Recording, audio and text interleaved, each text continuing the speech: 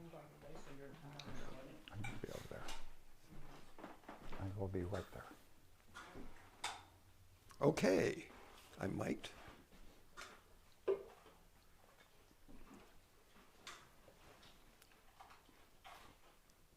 Have you got audio on me? We got okay. So I can go, or not.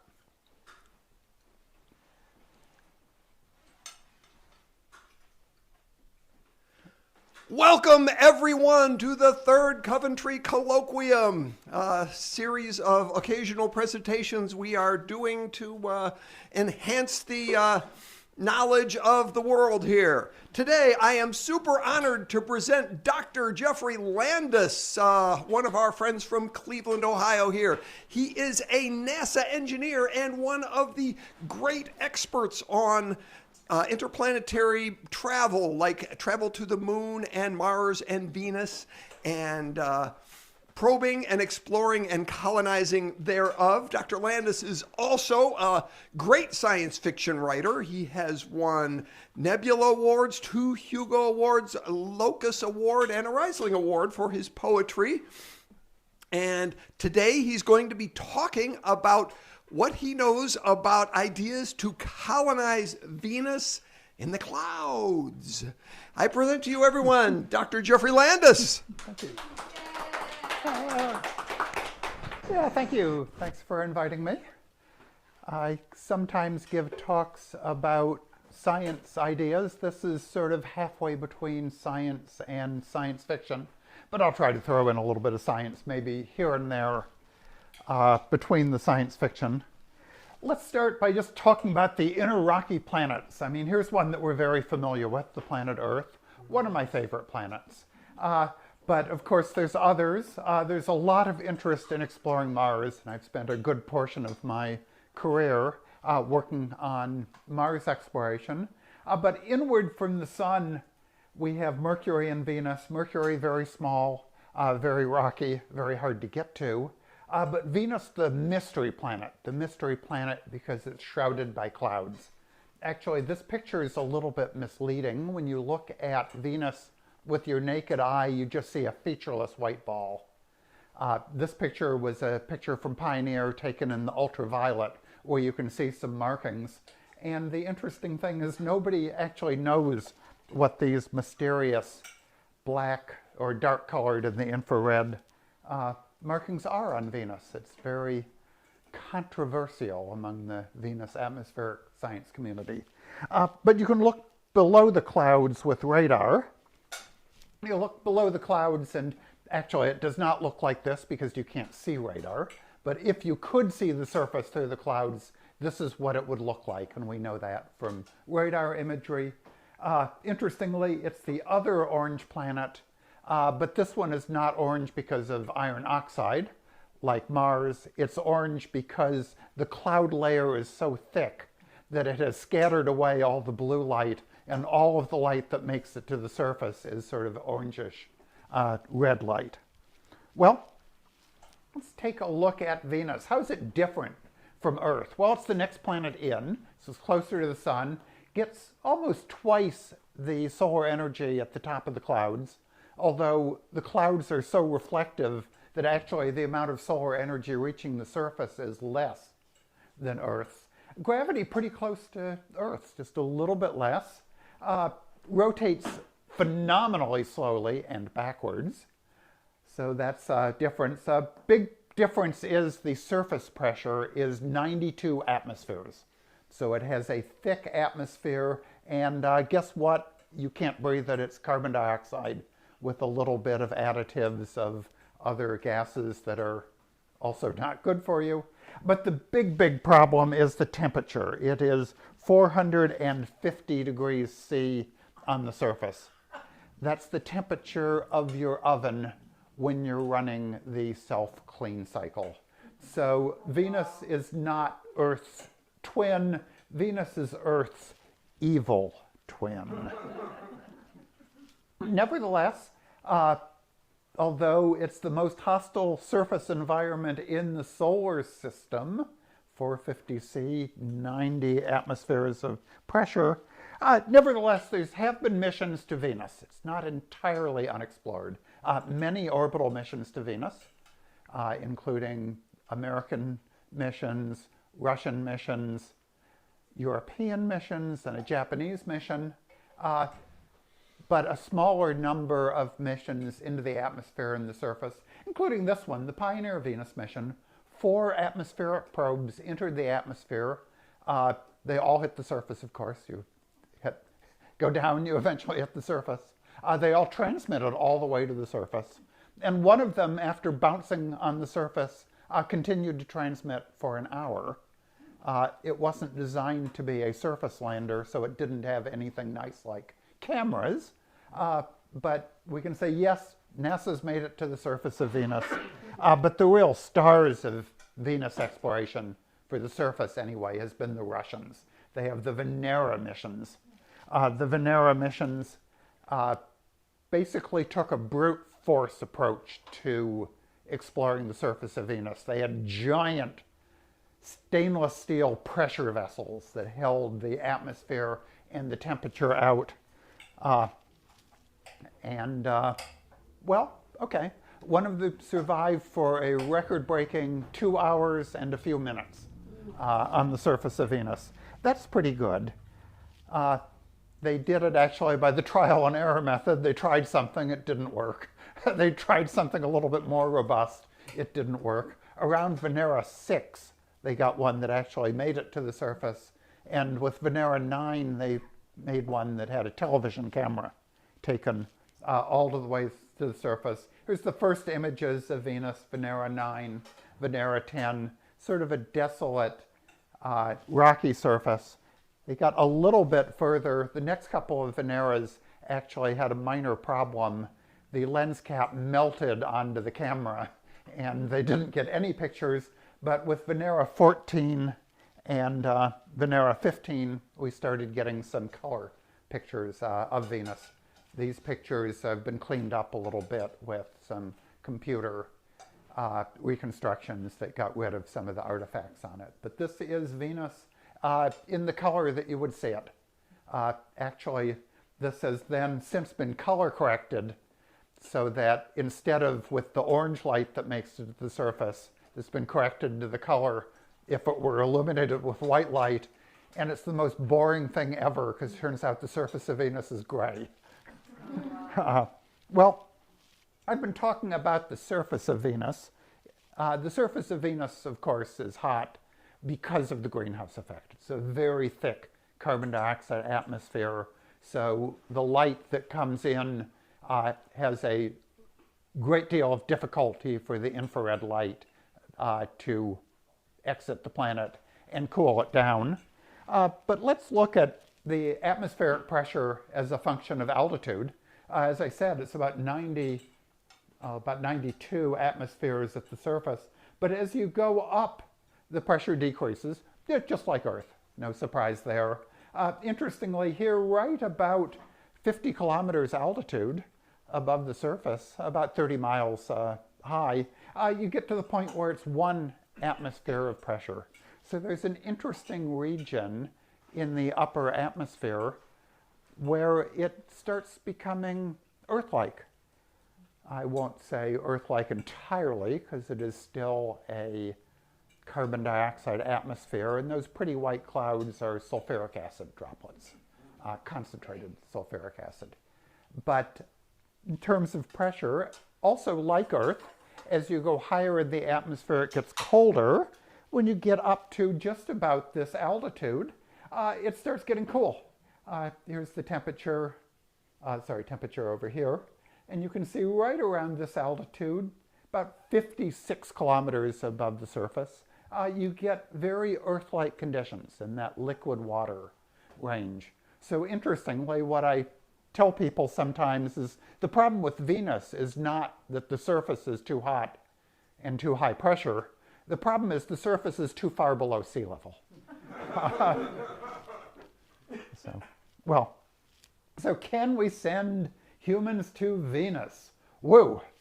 Well, maybe we could float at this altitude, and this altitude is just above the thick the thickest of the thick cloud layers. There's thinner cloud layers above, but it's above the thick clouds. Well, here's actually a study that we did quite a few years ago now, which is saying, well, we can make high temperature electronics. At the time, we couldn't make computers with high temperature electronics. Now we're beginning to be able to make very simple computers. We're not going to make anything as sophisticated as, say, an iPhone. In fact, nothing as sophisticated as a dumb phone. But we can make computers, but they're not high sophisticated. So the idea is, well, maybe we could live in a habitat orbiting Venus and run the robots on the surface not as robots that have a computer and that can guide them, but do telerobotics. So you have the computer sending just the simple images up above, and then the humans can guide the system. So, well, if you could do that from orbit, well, maybe we could do that from an aerostat.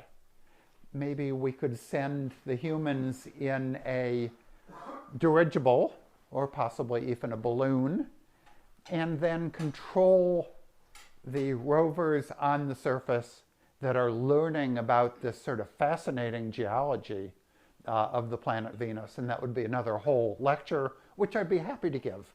Interesting science questions of Venus. But do the geology of the surface while yourself waiting overhead and looking down upon it. And in fact, actually, they stole some of my ideas, but a couple of the researchers out at NASA Langley Research Center did a study and looked at how hard would it be to bring in a mission and deploy this, in fact, the solar-powered dirigibles in Venus for humans. And they concluded it would be doable. You could put humans into the atmosphere and do your science and possibly then drop down probes to the surface that you could operate from. I mentioned earlier that those pretty white clouds are concentrated sulfuric acid clouds, and you might be thinking, oh my God, we can't deal with concentrated sulfuric acid. Well, okay. Turns out sulfuric acid is something that humans have dealt with for hundreds of years. We know how to make things robust against sulfuric acid.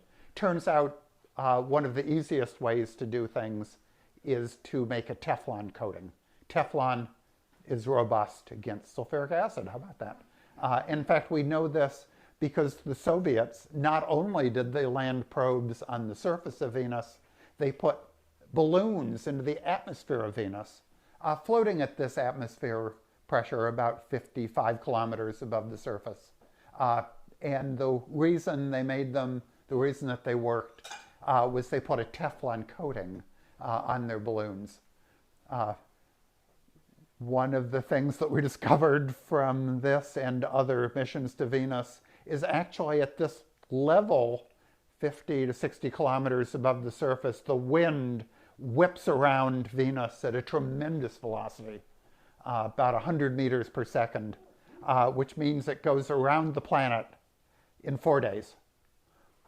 So if you were at this altitude, you'd be experiencing about 2 days of daytime, about 2 days of nighttime. Well, can't do much about that. Of course, if you had a dirigible, you could try to fight against the wind. 100 meters per second is a little bit fast for your average dirigible, I'm afraid. So I think you're going to be getting daytime and nighttime. But we should stop thinking of Venus as being the hell planet and think, well, in some ways it's the paradise planet. It has, at that altitude, 50 to 60 kilometers above the surface, it is a pressure of 1 bar. By the way, a bar is a barometric pressure of 1 atmosphere. So about Earth atmospheric pressure. It has, you'd be above the main clouds, so you're not sitting in the thick of the sulfuric acid. You're still going to have to be robust against it. The temperature is cool. depending where you are in that level, it can be between 0, maybe 50 degrees C. The atmosphere contains all of the things that you want for life: carbon, hydrogen, oxygen, nitrogen, sulfur. Actually, the tough one here is hydrogen. Venus is a pretty dry planet. But that sulfuric acid, that is H2SO4, so it does have availability of hydrogen. Of course, from hydrogen you can make water, a lot of other things that you might find valuable. And of course, plenty of solar energy. In fact, when we were doing a study of can we fly a solar airplane on Venus, one of the first things we realized is, hey, there's more solar energy than you think. Not only is there solar energy coming down on your airplane, but there's also reflected light coming up from the surface because those clouds are a bright white. So we should start thinking of this as not Earth's evil twin, but in fact the most Earth-like environment in the solar system, except, of course, for the surface of the Earth. So the first sort of proposals people thinking about it were saying, well, okay, 50 kilometers, 50 to 60 kilometers, you get that atmospheric pressure that makes it very Earth-like. You have abundant solar energy. You're in that liquid water range. So, well, we could hang habitats below balloons. That's something that we might be able to do. Well, but let's think about it. A lot of people have proposed colonies in space. They've proposed colonies on the moon. They've proposed cities on Mars. Well, let me suggest that Venus is a better place to put a settlement than the moon or Mars. Moon and Mars are very low pressure environments, so you need to make habitats that will hold in atmospheric pressure. You don't think of atmospheric pressure very much hanging out in the surface of the Earth because it's there all the time, but it's about 10 tons per square meter. That's a lot of pressure. So a big pressure vessel is going to be huge and robust. But at the altitudes of interest, we don't need to do that. We want to prevent leaks of leak coming in and out, of course, but we could make the inside pressure the same as the outside pressure, so at least there won't be that 90 atmospheres of pressure trying to whistle through any tiny holes. With zero pressure differential, it would take, actually the calculation shows it would take thousands of hours to leak out if you put a hole in it. It does contain those droplets of sulfuric acid, but we know the materials that can avoid sulfuric acid. And another interesting thing is we don't know for sure that humans can live for a long time on the moon because 1/6 gravity is probably not enough to keep your cardiovascular system at peak efficiency and to keep your bones from demineralizing. Well, okay, we have people in the International Space Station. They are working hard at solving that problem, and among other things, they devote hours a day to exercise just to keep their cardiovascular system working. But on the other hand, Venus has gravity just a little bit less than Earth's. So, well, you want to lose weight, go to Venus, but you're not going to be totally weightless. So, well, of course, a lot of people in the space community, the space advocacy community anyway, know about O'Neill colonies. The idea, Gerard O'Neill said, hey, wait a second, why do we want to put a colony on the surface of the moon? All the good stuff is up outside of the gravity well. Let's put colonies in space. Well, Venus is better. You're still above the surface. It's not a surface colony, but you get an atmosphere above you of about 1 kilogram per square centimeter of radiation shielding. So you don't have to shield from the radiation, which is going to be a big problem in colonies in space. Gravity's nice, as I said, so you don't need a rotating colony. And above that thick middle cloud layer, there's plenty of solar energy. It's not not a real problem. So we could put habitats in the atmosphere of Venus. Nice little illustration by Carter Emmert from a couple of years ago. But, well, maybe we can do better than that. Here was my personal drawing of Venus colonies. Not quite as pretty as the beautiful artist conceptions, but this is the way that I was picturing Venus colonies. And of course, much of my career has been looking at solar power for space. So unlike most of these other visualizations, these colonies have a power system. So they're going to actually have something to run their life support system and turn on the lights and so on. Here's another image. Here's a nice picture by Don Dixon of a floating colony. What you might think, well, so let's talk about it. You could make permanent settlements in the form of cities in space. So where do you want to put it? I've been talking about sort of the 50 kilometer level, the 54 kilometer level, the 56 kilometer levels. If you want about 20 degrees C, that's European room temperature, it's 56 kilometers altitude that you'd want. Turns out that's a little bit more than half an atmosphere of pressure. It's a little bit above the 1 atmosphere level, but not a problem. Atmospheric mix of 37% oxygen instead of Earth's 20% would give you the same oxygen partial pressure as we have on the surface. So you'd have no problem breathing, assuming that you do fill the interior with oxygen, of course. Heat rejection might be a problem. Heat rejection is always a problem. So in the daytime, you might want to go a little bit higher in order to get in the slightly cooler part of the atmosphere. In the nighttime, actually, Venus doesn't have much of a day-night temperature differential. The atmosphere is so thick, it's pretty well mixed. But of course, you're going to get heating from the fact that you're getting solar energy coming in. So probably somewhere about 56 kilometers, maybe slightly higher, is your optimum altitude. And as I mentioned, of course, you're going to be traveling around the planet at about 4 days per circumference. Well, let's talk a little bit more about floating. I keep saying, oh, we can float in the atmosphere. Well, can we float in the atmosphere? Yeah, actually, it turns out it's easy to float in the atmosphere because the atmosphere is carbon dioxide, which is heavier than air. So air, a mixture of oxygen and nitrogen, is a lifting gas. So you could make your city, and actually the atmosphere that you're breathing could be the same as the atmosphere that holds you above. So you don't need to be suspended below the balloon. You can be inside the balloon, which would mean that you'd have the whole envelope of the balloon, lots of area for your colony.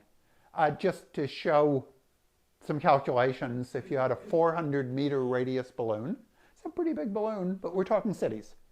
400-meter radius balloon, it would hold the mass of the Empire State Building. You probably wouldn't put one Empire State Building in this balloon. You'd actually put a lot of smaller habitats and make them out of lighter material, I expect, than the concrete and steel of an Empire State Building. But just as an example of how much you can lift with a large balloon. Well, maybe. You can lift twice as much if you have, actually almost 3 times as much, if you have hydrogen or helium instead of air. Problem with hydrogen is that hydrogen leaks like mad. It's hard to keep hydrogen inside, and of course you can't breathe it. So if you were using hydrogen as your lifting gas, you would have to have a separate part where your city was, and the hydrogen would be external. Here's one visualization of that where they put the hydrogen sort of on the outside. I'll show you some more visualizations that have sort of double balloons that have both hydrogen and also air on the inside?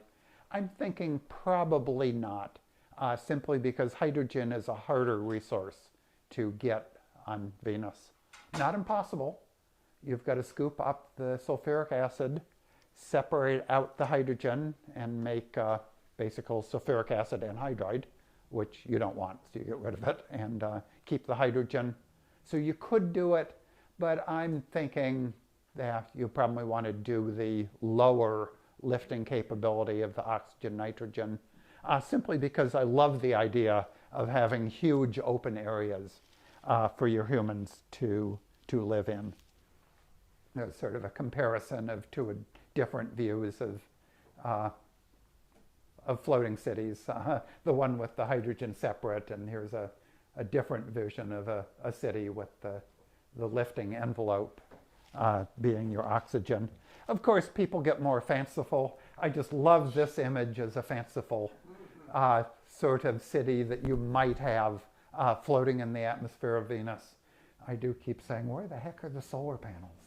Needs to have solar panels, darn it. That's very important. But if you can do one city in Venus, why stop at one? Well, you can do many cities. You can do a dozen cities. You can do hundreds of cities. The atmosphere of Venus has 3 times the land area of Earth, and it's 3-dimensional. So you could put 1 billion habitats in the atmosphere of Venus with hundreds of thousands of humans on each of them without necessarily crowding the airspace. So here's a envisioning of Jet Fur, and here he has an air bubble where the humans are, and now you can see the hydrogen envelope. So he went for the 2 envelope floating city. Well, I should mention I am a science fiction writer, so here is an artist's conception of one of my views of the habitats in Venus. This particular one shows the human-powered Zeppelin that features a little bit in the city. A couple of other people, I guess Marie Vibert. Marie Vibert did a story of Venus colonization. So it's been being picked up. Well, a lot of science fiction writers talk about the idea of terraforming Venus. Terraforming, in fact, is a word invented by Jack Williamson, but the idea was picked up by Carl Sagan, of all people, who was one of the first to recognize Venus as being a planet of greenhouse effect. And he said, well, if we could get rid of the greenhouse effect, Venus might be a nice place to live. Well, okay. Has some problems. It's a real challenge to terraform. 117-day solar day at the atmosphere pressure where I'm talking about, it has 4 days, but the surface itself has 117 days. That temperature of 452 is hard to deal with. The pressure is hard to deal with. The pretty clouds are concentrated sulfuric acid droplets. A lot of challenges to turn this planet into this planet. Nevertheless, it is a favorite of science fiction, although often they want to terraform Mars first. Well, the original concept was Carl Sagan's. In fact, what he said is, we just throw a handful of photosynthetic bacteria into the clouds of Venus, and they'll do the rest. They'll convert the carbon dioxide into oxygen. Then eventually doing it, some of them will drop out pyrolyzed, they'll die. They'll drop the carbon down onto the surface, and eventually it will be an oxygen atmosphere. Turns out it does not work. Carl Sagan was optimistic. To be fair, that was in 1961 when we didn't quite understand how hostile Venus was. He knew it was hostile, he knew it was hot, but he didn't realize it was 90 atmospheres of hot. If you converted that 90 atmospheres of pressure into oxygen, you'd get what? About 65 bars of oxygen. And 65 bars of oxygen, almost everything is flammable. So, as Carl Sagan said many years later, you don't know whether you'd first implode under the atmospheric pressure or burst into flames. But long before that happened, all of that carbon would oxidize back into carbon dioxide, and you would be ending with a net result. Well, people still are working at it. Problem is you have to remove 500 quintillion kilograms of carbon dioxide. That's a number that's just too hard to deal with. You could try converting the carbon dioxide into carbonate rock. That's actually how the Earth got rid of its carbon dioxide atmosphere. Early Earth had a carbon dioxide atmosphere. What happened to it? Turned into carbonate rocks, which then got subducted and mostly taken away from the atmosphere. But you need to pulverize the surface to a depth of 1 kilometer at least. That's hard to do. But, well, how do you do it? Well, maybe you could blast away the atmosphere. Well, how much energy would it take to blast away the atmosphere? Easy in principle, just keep smacking asteroids into it. Every asteroid will splash out some amount of atmosphere. 500 quadrillion tons. That's a lot of atmosphere to get rid of.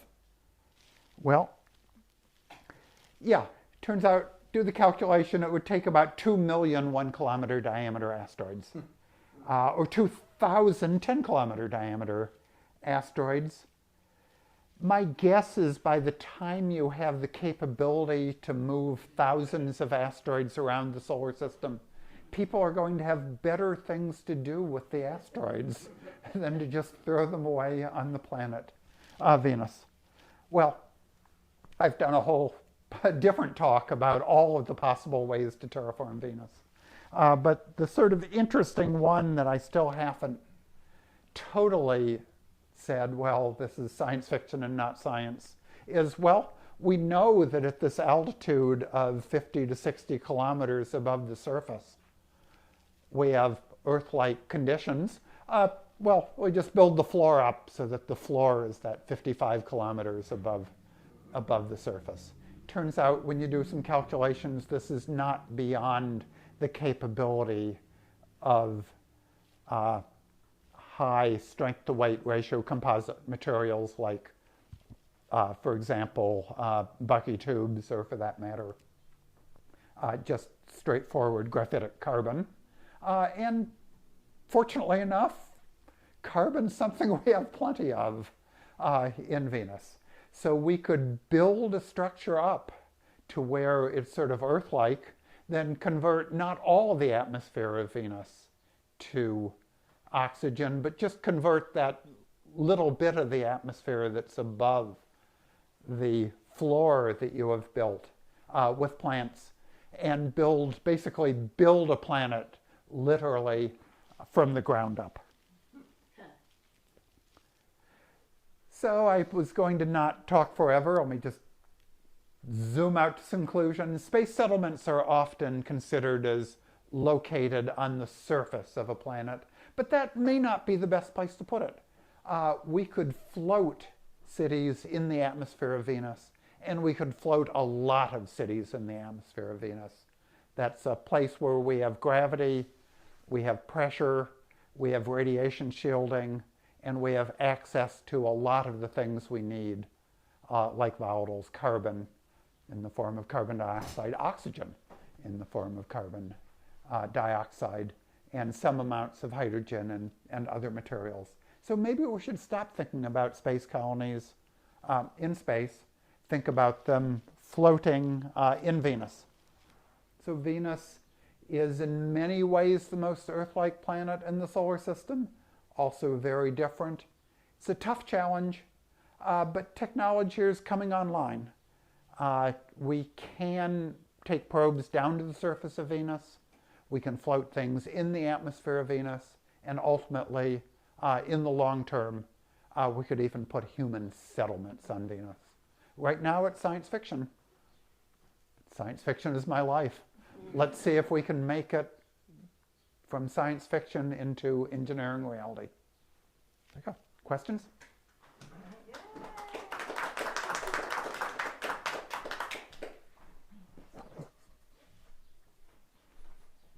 Okay, thank you very much, Geoff, for that wonderful presentation. At this time, we will open up the floor to questions about our presentation. Anybody got a hand to put up? Kai. What is your question, sir? You mentioned 100 meters per second wind speed. How much are we sure of that being fairly laminar, that you're not going to be floating in and out of a jet stream and wind shear with a giant balloon? Actually, there's a lot of bumpiness in it. It is not perfectly laminar. The hope would be that if you do relatively large cities, that you sort of average out the little bumps. Remember, a lot of the turbulence in the Earth goes away as you get up to upper atmosphere, because you get far from the surface irregularities. So it's not a hugely gusty place, but it's not perfectly smooth. There's known to be ups and downs. We've been sort of working on the question of whether we can use that for putting unpowered airplanes in the atmosphere of Venus, so we can just ride the ups and avoid the downs. So far, have not convinced myself that we can do that, but it might be possible. Okay, another question. All right, well, despite its thinner atmosphere, we know Mars gets storms and Earth gets storms. Does Venus get storms? It has, you could think of that 100-mile-an-hour wind as a permanent storm, but on Earth and likewise on Mars, the cause of storms is mostly that solar energy deposits on the surface, and then therefore the surface is heated.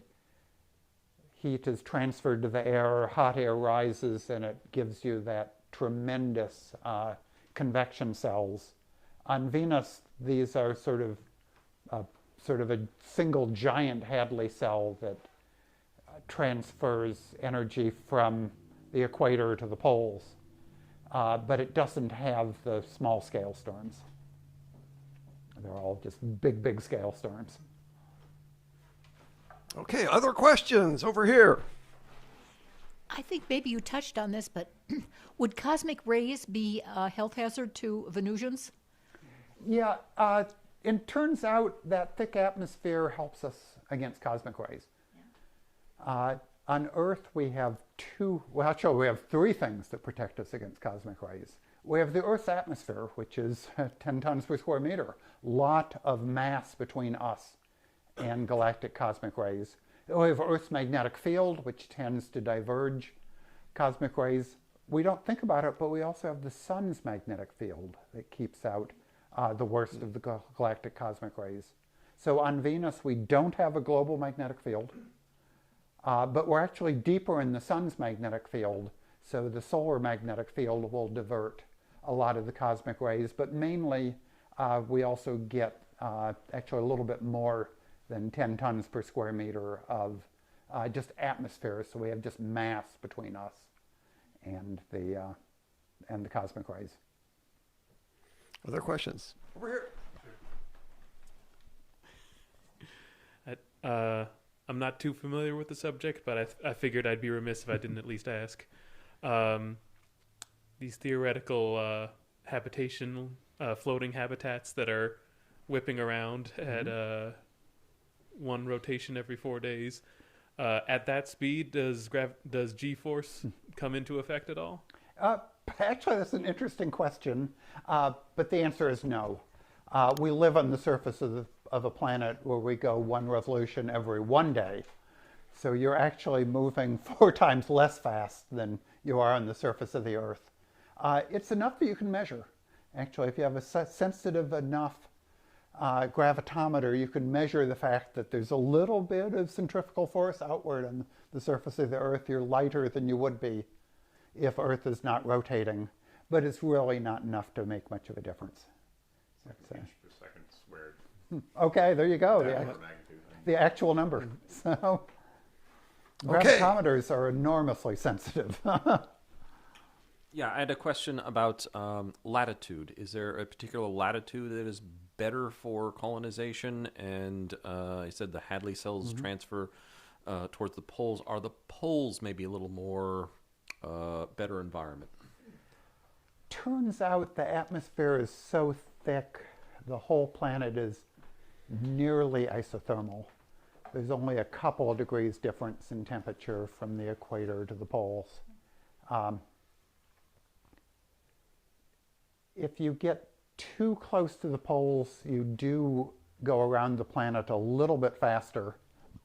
The winds slow down as you get pole-wide, so surprisingly, it's not much of a difference. But there's a little bit of a difference. Not sure if it's obvious what the right latitude is. I'd probably go near equatorial, simply because as a solar energy specialist, I like the sunlight coming straight down and not having the sun, sort of off on the horizon. But to a quick approximation, it probably doesn't matter too much what latitude you're at. This is probably hard to judge, but I just wondered if you could do a little bit of compare and contrast with the effort that it would take to colonize a small colony on Mars versus Venus. Like time it would take, effort it would take, and technology it would take, and just talk about the two. Yeah, that is a hard question. In Venus, the hard part is you do have to come in from the atmosphere and then float without ever landing on the surface. So there have been the studies that have looked at the idea, can you actually deploy without landing on the surface? And it looks like that is a doable thing, but tricky. Mars, you have the advantage that you're right on the surface, so it is easy to pick up stuff from the surface and make stuff out of it. If you want to make, say, concrete, you can pick up sand from the surface. You can pick up water from the polar caps, and you can just make stuff with surface materials. With that said, living on Mars is a little harder because you need those pressure vessels. You're also going to need some radiation shielding on Mars. The surface of Mars is much more exposed to cosmic radiation. So I will do a quick wager that for a small colony, it's probably faster to go to Mars, much as I hate to admit that. Especially since we've devoted so much We've towards devoted that a already. lot of time to exploring ahead of the game. and learning about Mars. But I'm thinking for a large colony, for lots and lots of people, settlement of hundreds, thousands, millions of people, Venus would be better for all of those advantages. Among other things, it would just be safer because it's shielded from cosmic rays. So, but you could easily argue for both. And actually, for that matter, why not both? Another question. As a mom, I always want to know how long the car trip is. How long is it going to take to get to Venus? Yeah, Venus turns out to be a little bit closer and easier to get to than Mars. As you go in toward the sun, orbits get faster. So the canonical Mars trip is about 9 to 10 months to get to Mars. It's about half that, a little bit less than half that to get to Venus. So a little bit faster to get to Venus. And of course, the more energetic your rocket is, the faster you can get there. So if you want to have a nice nuclear thermal rocket with high specific impulse, well, talk to me. Are the Delta V requirements similar? The Delta V requirements are roughly similar. Oh. Yeah. Do we have other questions in the room at this time?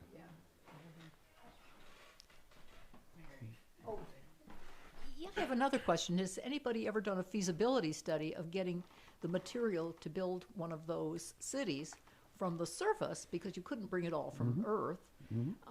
And part of a question is, are there radioactive materials on Venus that might be useful? That part about what materials are available on the surface of Venus is a fascinating question and mostly not known. There are some really interesting geology and mineralogy questions that are unsolved about Venus. We know that Venus is very volcanic. We look down in the surface and we see signs of volcanism all over the place. So, Possibly active too recently. and a lot of people think that they've got to be active. Just we can't have that much without some of it still being active. But we don't have detailed mineralogy about the surface. Probably the ores on Venus would be ones that are formed by igneous processes. So we wouldn't have the types of ores on Earth that are formed by basically fluvial interaction with water.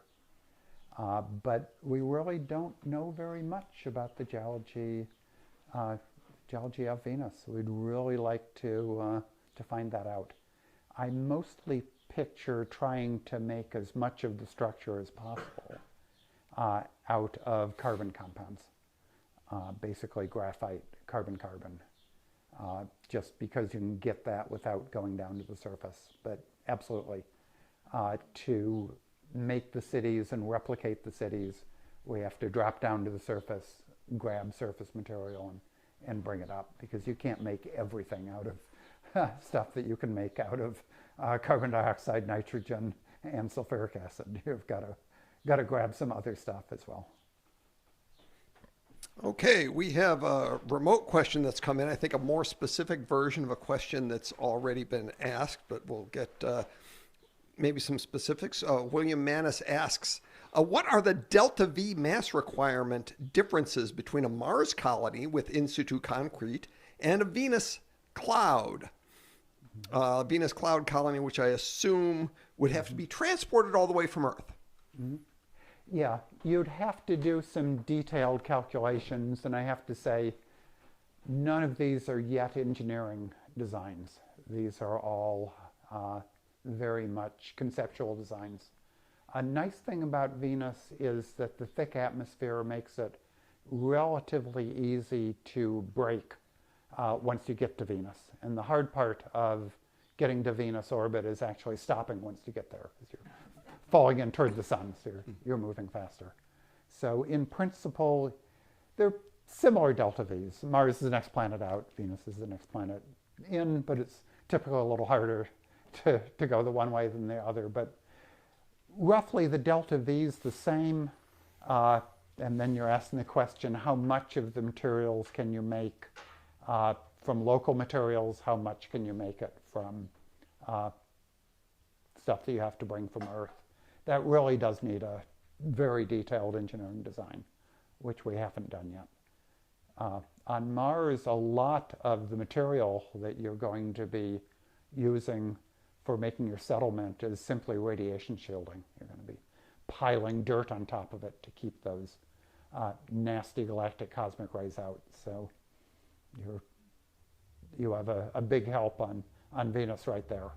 On the other hand, on Mars, as pointed out, you just go outside and dig if you want dirt. Dirt is easy to find. Water is also very easy to find on the right places on Mars.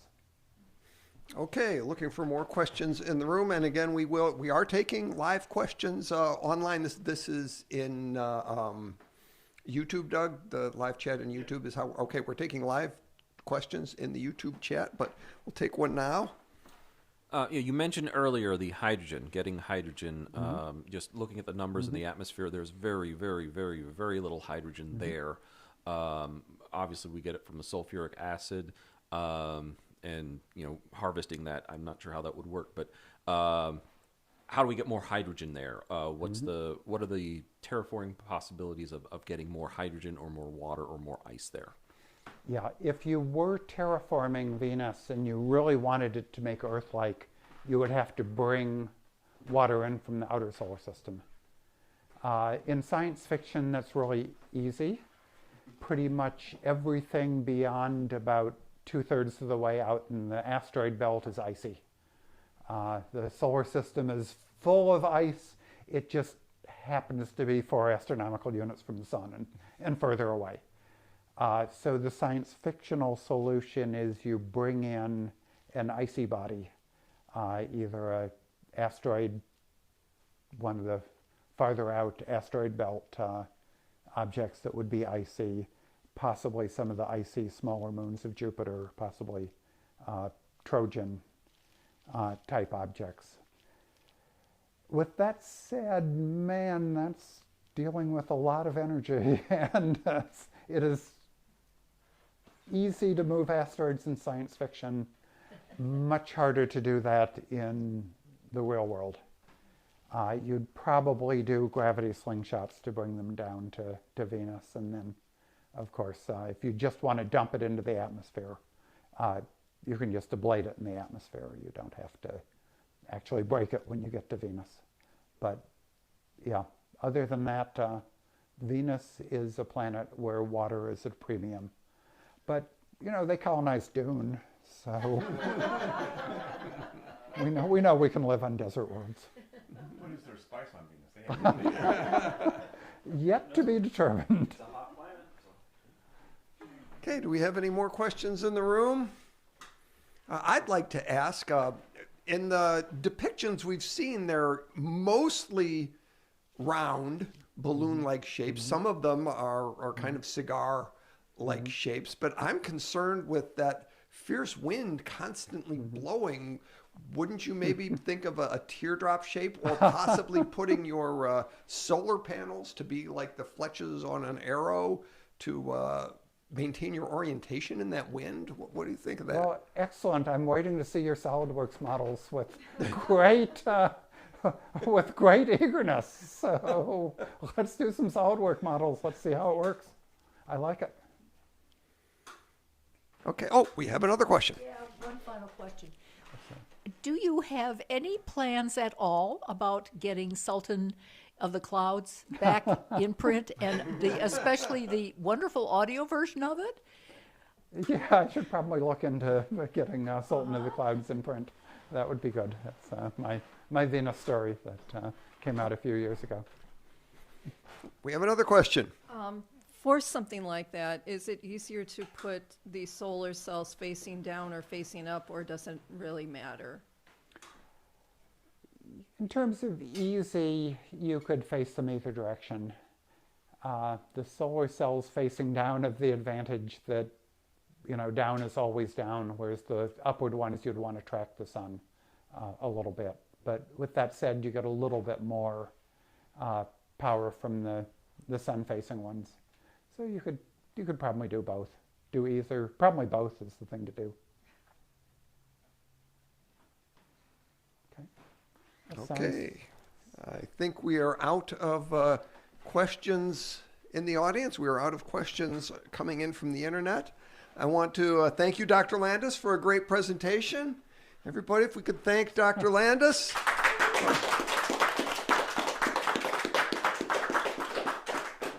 And that will be the end of this colloquium. We will see you next time for the Coventry Colloquium. Thank you.